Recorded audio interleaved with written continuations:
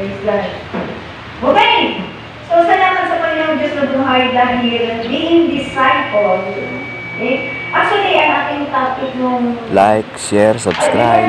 Kung tayo may ipa, kung medyo may katagalan, at kung tayo mag-alala na magugutom tayo dahil meron naman tayo ng mga salo-salo, pansito sa kanilang part. Every first Sunday of the month po yan. Dahil tayo po ay nag-break of the bread. So, kasabay po nito, meron tayong mga salo-salo. Pero yung pinaka-great na salo-salo natin is yung kung every third quarter of the month, no? Yan po yung ating banal na hapunan. Okay? So, ang ating next na salo-salo, banal na hapunan ay will be September 1st Sunday, 3 o'clock po yun. Okay? So, dalangin ko lahat, pati Jesus My Life Santos, Jesus My Life Mindanao, sa Chaong, at saka sa Wawa. Mamaya may gawain po tayo sa Wawa at 3:30. Praise the Lord, palapakan po natin dito sa buhay. Okay? Okay, praise God. Praise the Lord. So, are we excited sa sasabihin po sa atin ng Panginoon ngayon? Amen. Praise God. Okay? So, aking pong ipagpatuloy yung part ko na aking pong nasimulan. Okay? Yung pong discipleship. Okay? Sa ating pong nalaman, dahil matagal na po tayong Kristiyano, o kahit doon sa mga beginner, narinig niyo na po ang salitang sa Matthew 28 verse 19, no? Humayo kayo, gawin yung alagad ang lahat. Doon na po tayo push. Okay? Si Jesus, alam po natin na siya po ay nagbayad ng ating mga kasalanan. Amen? Si Jesus ay nagbayad ng ating mga kasalanan. Siya po ay namatay. Si Jesus ay hindi po siya nagpakamatay, kundi kusa niyang inalay ang kanyang buhay sa cross.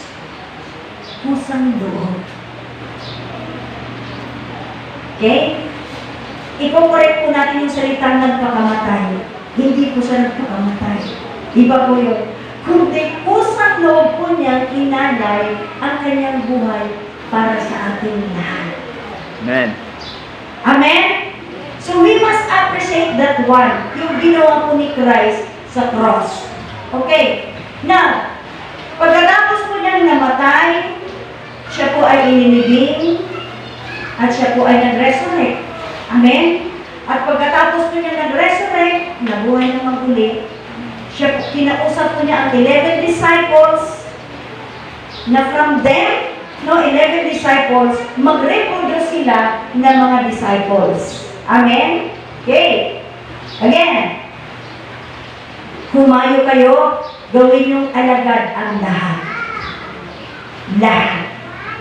Kasama ka at ako, ang ating mga kamag-anak, ang ating mga mahal sa buhay. Buong mundo kasama po yan. Ang gusto ni Jesus, magiging alagad. Okay. When we say alagad, disciple sa English, siya po ay taong sumusunod kay Jesus. Siya po ay babae at lalaki na follower ni Christ. Amen? Amen. Follower ni Christ. Okay, that's one thing, being disciple. At siya po ay, sa kanyang pagsunod kay Christ, siya po ay natututo. Natututo kay Christ. Amen? Amen. Okay, we must pursue that one. At siya po ay nagkaroon, dahil siya nga po ay sumusunod, at siya po ay natututo, siya po ay nagkaroon ng malalim na relasyon sa Diyos. Amen. Amen? At nung siya po ay nagkaroon ng malalim na relasyon sa Diyos, siya po ay naglilingkod na sa Diyos. So totally, completely, ang tawag sa kanya ay disciple. Amen. Hello? Yan po ang pinapareproduce ni Jesus sa 11 disciples. Apat. Ano? Follower ko ni Christ. Tandaan natin, follower ko ni Christ. Amen? Natututo ka sa aral ni Christ.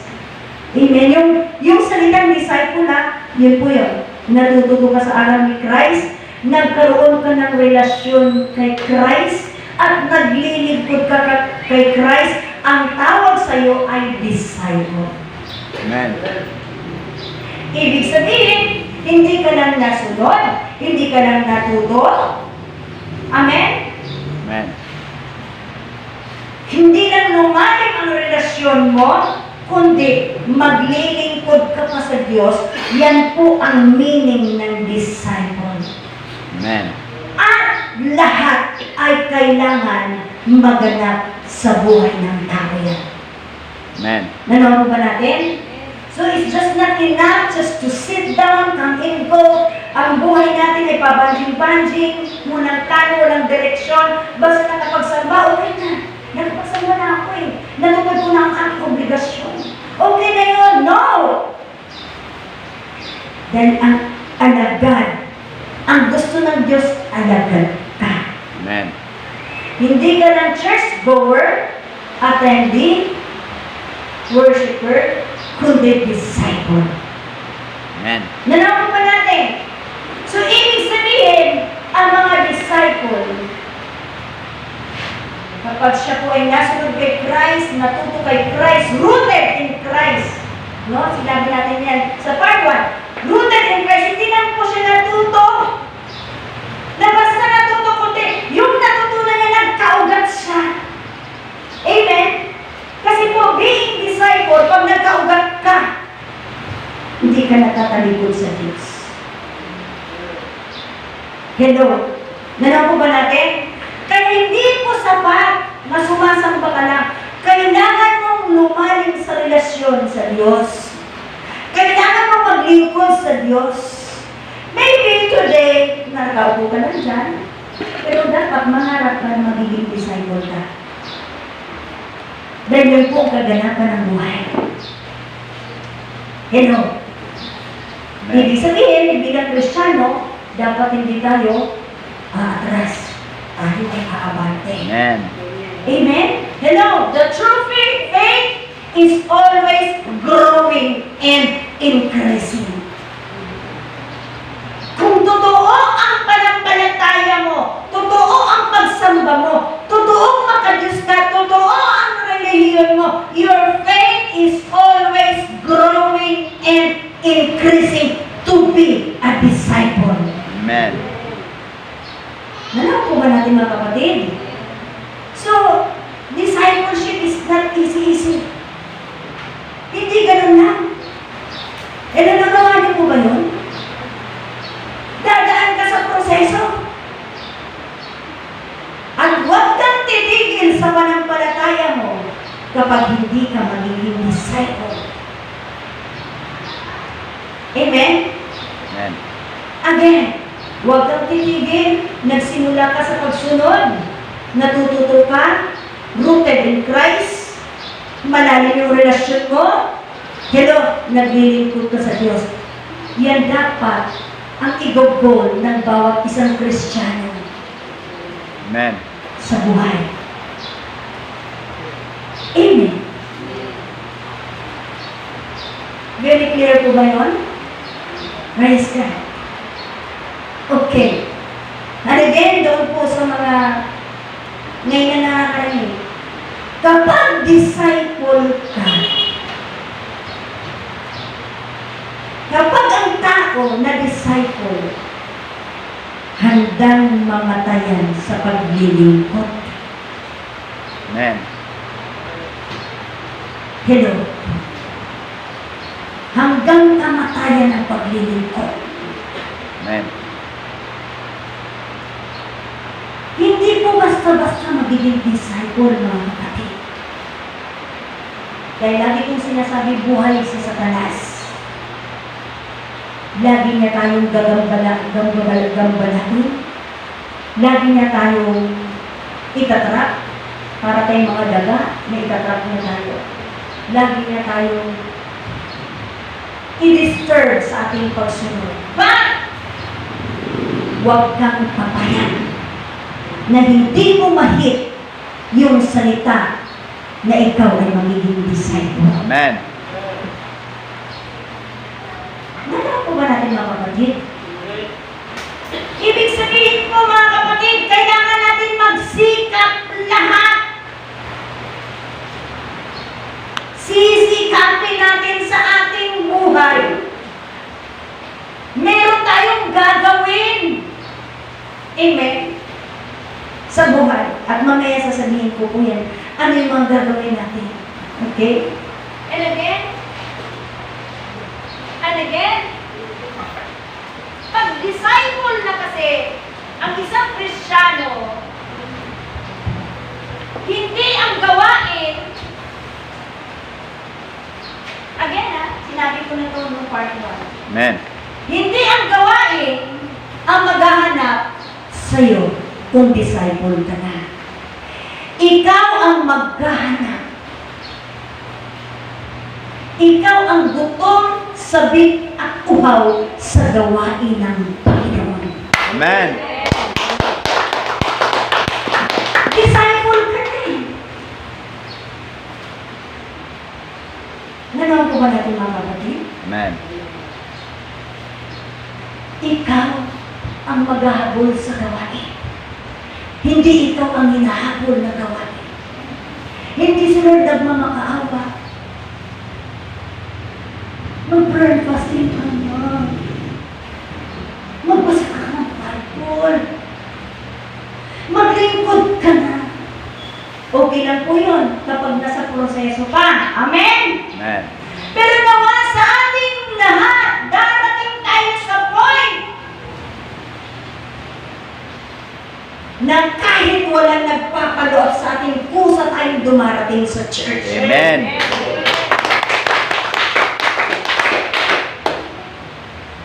Because you are now a disciple.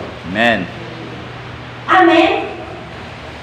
At again, yung sinabi ni Jesus, gawin yung alagad ang lahat.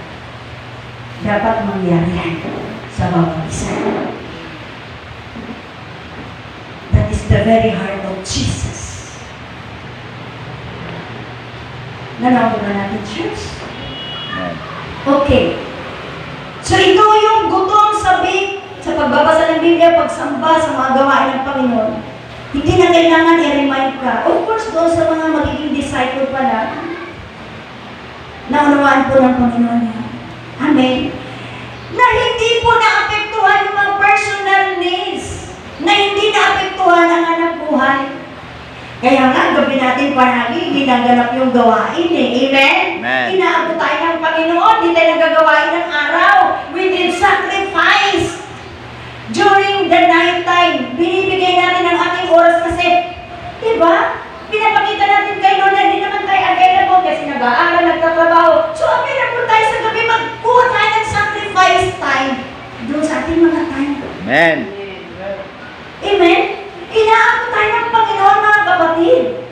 Pero, sa pag-abot ng Panginoon, kahit gabi na, pabayaan ko pa rin, tinatamad ka, ay palayasin mo ng espiritu ng katamaran sa buhay mo. Amen. Hindi ka magiging disciple niyan. Amen? Nanaw po ba natin, mga kapatid? Ang ating prayer and fasting, siyempre, wala namang disciple, hindi nag-aayon ng buhay ng mga alagad na. Di ba sa bukukas, ang buhay nila, mag-aayon, nagsama-sama pa sila eh, di ba? Amen. Sama-sama sila para manalangin, mag-ayun kapag may problema, nag-ayuno sila, nagpe-pray sila. Dapat ganoon din ang Jesus My Life Church. Amen. Pag may problema, ayuno, panalangin, sumama ka. Iyak mo sa Lord yung mga hinaing mo sa buhay. Eh kung tayo naghanap ng paraan sa ating mga usapin sa buhay, mali po yun. Hindi sa pumunta ka ng Sabado, 6 to 6, magpe-pray ka. Kasi alagad ka nga ng Panginoon. Tapos dumating ka ng basic study sa Thursday. Amen po ba? Bagaman parang repetition na hindi kami nagtapos pa sa repentance kasi maraming revelation ng Lord eh. Amen? Dapat tayo po ay nakakarating. Yan ang mga disciple. Amen. Uhaw, sabi, nagugutom sa gawain ng Panginoon. Nanaw po ba natin? So church, you know what? If you're not a disciple, kung hindi ka na disciple,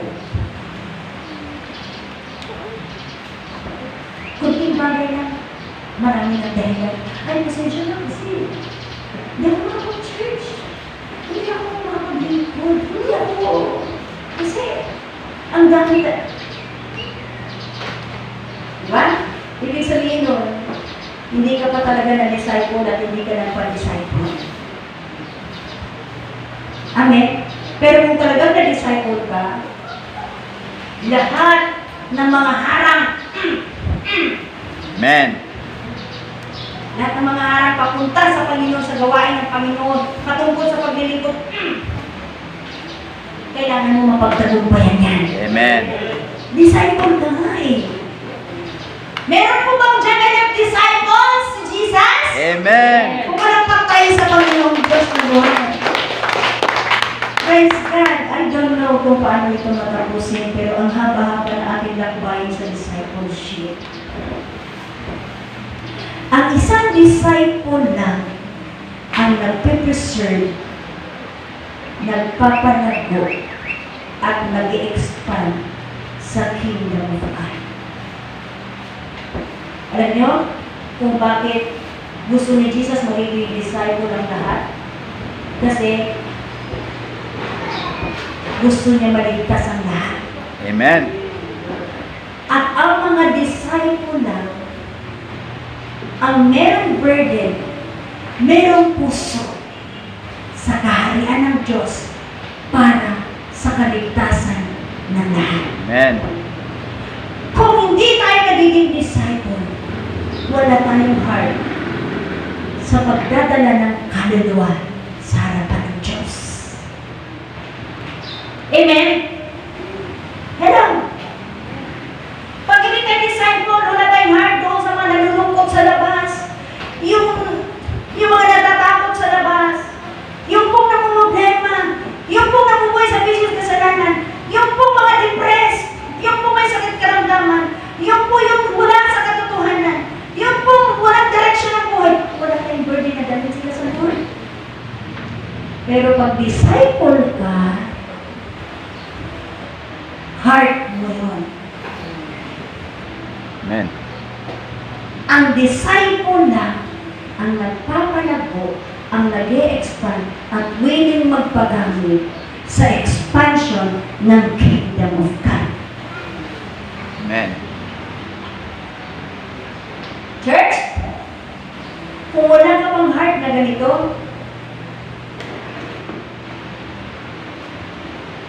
kulang pa para magiging disciple ka. Aim that one to be God's disciple. Amen? Amen. Bagaman nasa proseso po yan, huwag mong biguin si Jesus na magiging disciple ka. Nagawa ko ba natin? Amen. Para mag-expand ang kingdom ng Diyos. Gusto niya lahat magiging disciple. Gusto niya lahat ay maligtas. Matthew 12:12, ang isang tao, kahit basurero yan, kahit ganun yan, basta may kaluluwa, kahit mahirap yun, walang pinag-aralan yan, mahalaga yan sa Diyos. Amen. Kaya ikaw, mahalaga ka sa Diyos eh. Amen. Tayong lahat mahalaga sa Diyos. Sino magliligtas sa mga taong natutulog sa labas? Sino ang maawa sa kanila? That is the very heart of Jesus.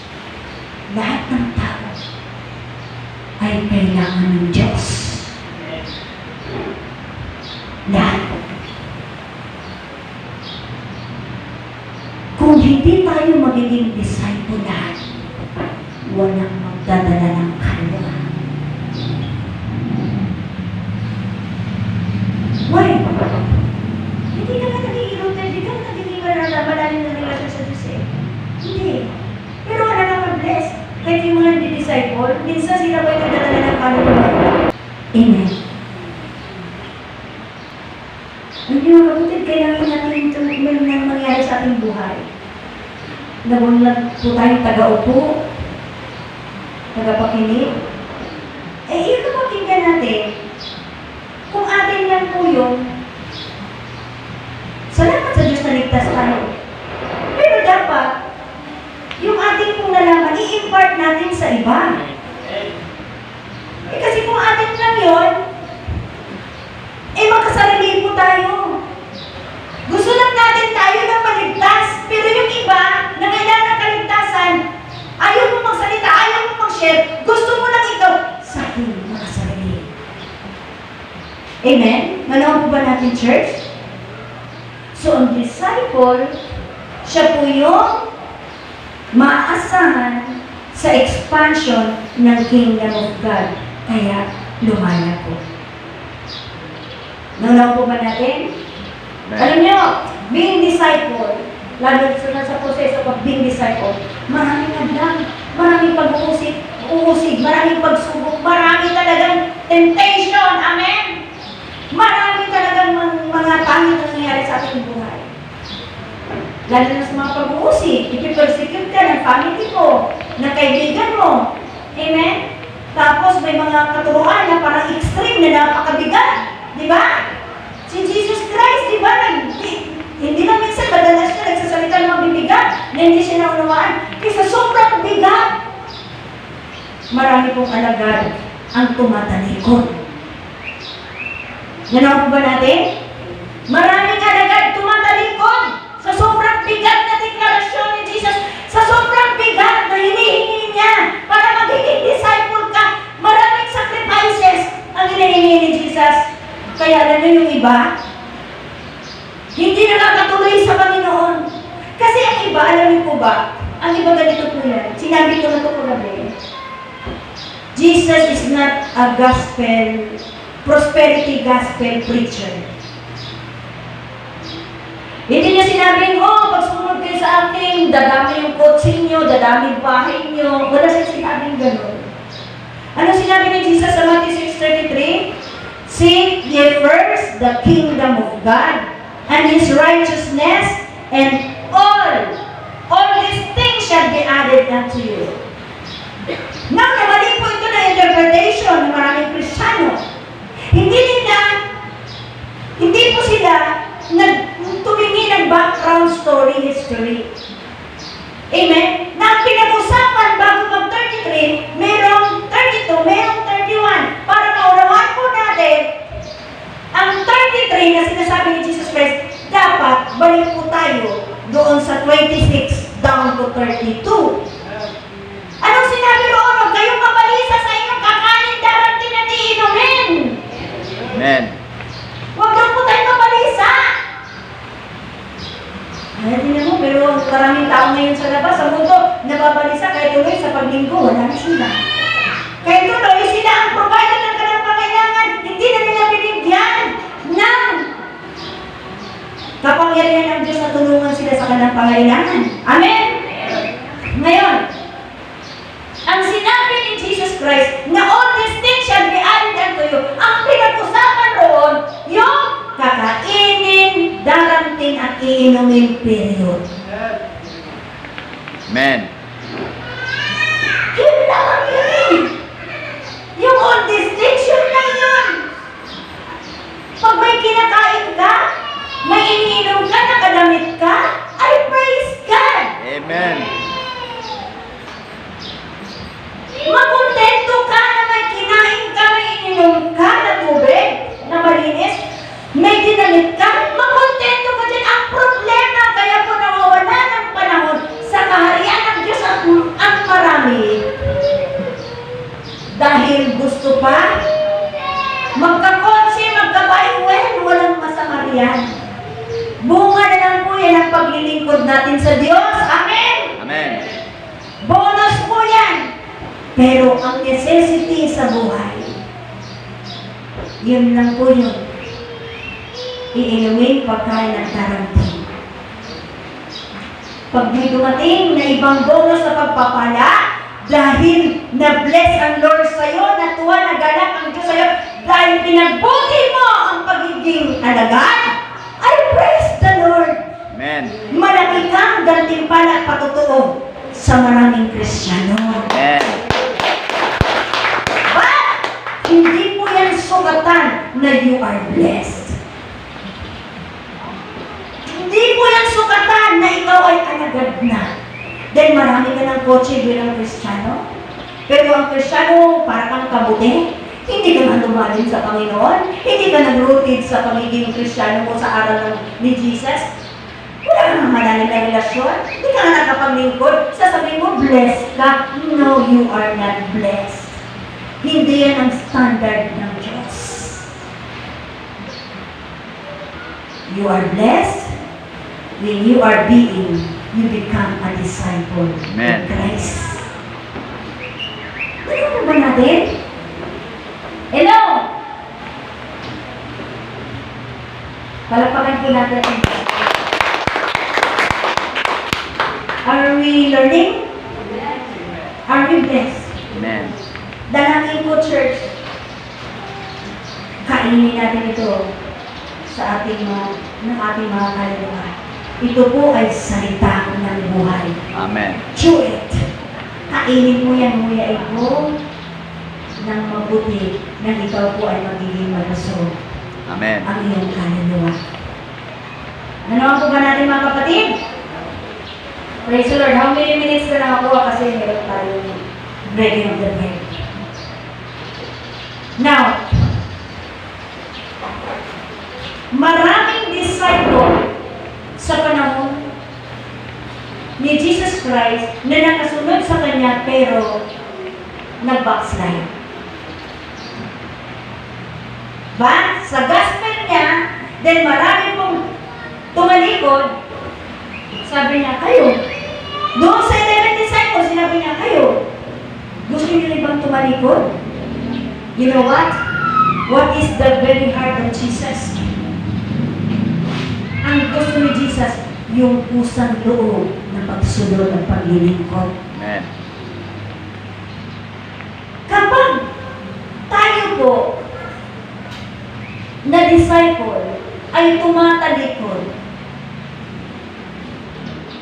hindi tayo panghihilayangan ni Jesus.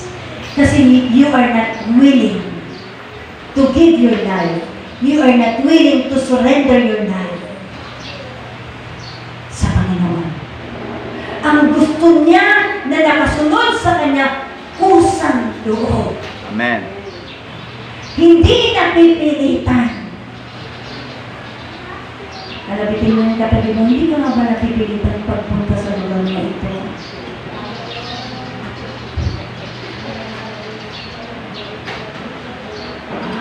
Wala. Kasi, yung mga tumalikod na alagad, hindi yun ang kanyang hinahanap kasi tumalikod. Hinayaan niya. Kaya tinanong ng 11 disciples, kayo, gusto niyo rin ba tumalikod? Parang, kayo, go. Ibig sabihin mga kapatid ko, pwede po na hindi po tayo panghihinayangan ni Jesus. Kahit disciple na tayo, pero hindi 50-50 na, hindi po tayo panghihinayangan ni Jesus. Ang gusto niya, kusang loob mong ialay ang buhay mo sa Kanya. Amen? Kaya kailangan mga kapatid, wala na pipilitan. Amen? Huwag tayong pabigat sa puso ng Diyos. Kasi, kayo, gusto niyo rin bang tumalikod? Sino ang tumalikod na marami? Sa sobrang bigat na hinihingi ni Jesus na galing to self, paglingkod sa sarili. Sa sobrang bigat ang kanyang deklarasyon, hindi kinaya. Pero kayang-kaya ng 11 disciples niya. Amen. Amen? Ano po ba natin, church? Kayang-kaya! Kailangan ang pinaka-goal natin ngayon is to be a disciple of God. Amen. It matters most. Nanaw mo ba natin, mga kapatid ko? So again, kapag tatalikod tayo, kahit ako tatalikod. Pag nakitaan ako ng Panginoong Diyos na hindi ko sa lubak ng paglilikod, hindi ako panginayangan ng Diyos. Kung nag-after na ako sa offering, kung nag-after ako masakit si God dahil palakpak. Ano ba kinabang ko dyan sa palakpak? Ano ba kinabang ko sa mga offerings? Ano ba kinabang ko dyan? Hindi naman ako papasok ng langit. Hindi ko yan after. Amen. Ang after ko po, kaya ako nagbiling ko sa Diyos dahil mahal ko ang Diyos. Amen. Dahil siya nagbigay ng buhay ko. Siya ang may karapatan ng buhay ko. At hindi basta-basta ang ginawa ni Jesus sa cross. Amen. Kusang loob niya inalay, nabugbog siya, nasaktan siya, nasugatan siya, napalo siya. Amen, inusig siya, dinuraan siya, inalipusta siya, nilait siya. Ikaw, naranasan mo na yun? Di pa nga tayo nabugbog eh. Di pa tayo nasugatan. Are we blessed? Amen. Talagang gano'n. Kapag, ika nga eh, kapag nagpunta ka sa church, at nasaktan ka, natamaan ka, sumamba ka. Amen. Amen? Pero kung nagpunta ka sa church na walang nangyari sa'yo, hindi ka sumamba. Meron bang nangyari? Meron po bang mabigat tayong nadarama? Amen. Na apektuhan po ba tayo? Amen. Ibig sabihin ng sumamba ka, kapatid. Palapakan mo yung sarili mo sa Diyos. Amen? Alam nyo? Ako na-decide ko. Siguro sa inyo, hindi ko kayo sinabihan, duwag ka. Narinig nyo ba kung sinabihan ko kayong duwag kayo? Pero ako, nung nasa proseso ako ng discipleship, merong pastor na nagsabi sa akin, duwag daw ako. Pero alam nyo, hindi ako nasaktan. Amen. Doon sa salitang duwag, kinuha ko yun, kinain ko yun. Kailangan maipakita ko sa iyo, Sunday, hindi ako duwag. Amen. Lahat ng narinig nating salita na masasakit, church, pakinggan niyo po. Amen. Lahat ng masasakit na salita patungkol sa personal na buhay mo, makinig po ang lahat. Kainin niyo to, mga katulong po sa atin. Kasi meron talagang mga dila dyan na walang mga pag-ibig. Hello? Amen? Ang sasakit nila magsalita, ang bibigat. Amen? Kasumpa-sumpa, hindi na kalulugot. Ang sakit pakinggan, kainin nito. Gaano man kasakit ang kanilang sinabi, kunin mo, kainin mo yon. Pag sinabi mo sa kanila, ang hina-hina mo. Di ba? Wala kang kwenta. Kainin mo, kunin mo. Gawin mo yung encouragement sa buhay mo na Sunday makikita mo na ako ay may kwenta na. Amen. Hello? Hindi.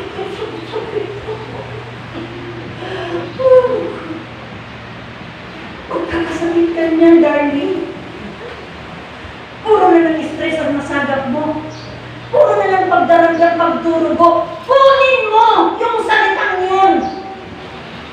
Gawin mo siyang lakas. Someday, ipapakita ng Panginoon, Diyos sa buhay ko, na hindi na ako ganito sa paningin mo. Amen.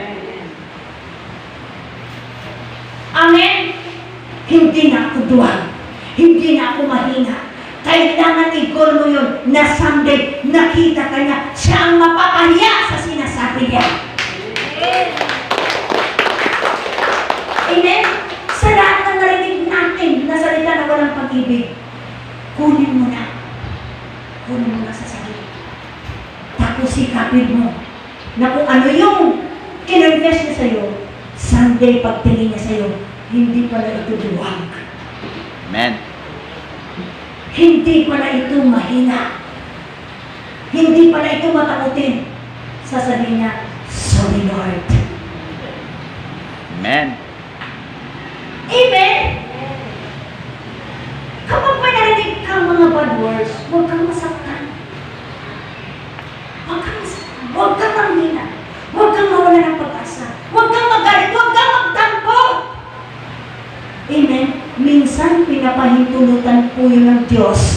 para tumatag ka, tumapang ka. Amen. Kasi nga, yun ka nga sa harapan niya. Amen? Hindi ang pinag-usapan doon, yung nagsalita sa iyo ng masama, kahinaan, mga pangit. Ang pinag-usapan dito, ikaw. Amen. Maybe ako yun. Maybe ako nga yun. Hindi naman pangarap ng Diyos sa akin ng mga ganyan. Mahina ako, duwag ako. Kunin mo. Sikapin mo. Yung sinasabi niya, hindi totoo. Amen. Amen? Are we blessed? Amen. Wala pa natin natin.